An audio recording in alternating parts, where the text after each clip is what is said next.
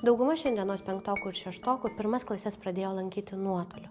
Ir tai turėjo labai didelį poveikį jų mokymosi pagrindams. Matau vaikus, kurie iš pažiūros atrodo protingi, tačiau nesupranta, ką skaito. Jie greitai pavargsta, sunkiai sutelkia dėmesį, o kai kurių rašysena vis dar kaip ant roko. O galvoje visiškas chaosas. Nes tie pamatai, kurie turėjo susiformuoti pirmoje klasėje, taip ir liko silpni. Grįžus po karantino, mokyklos programa ėjo toliau.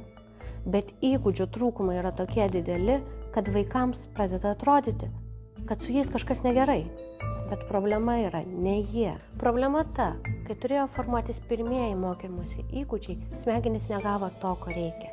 Ir dabar, kai mokykla prašo važiuoti toliau, jie paprasčiausiai neturi su kuo važiuoti. Čia padėti galime mes. Lavindami kognityvinius įgūdžius mes suteikėme vaikams tvirtą pagrindą mokytis. Kai vaikas pajaučia, kad jam sekasi, pradeda pasitikėti savimi, tada pasikeičia viskas. Pandemijos neištrinsime, bet galime padėti atstatyti vaikui tai, ko jisai negavo tada ir atsiskleisti visam jo potencialui.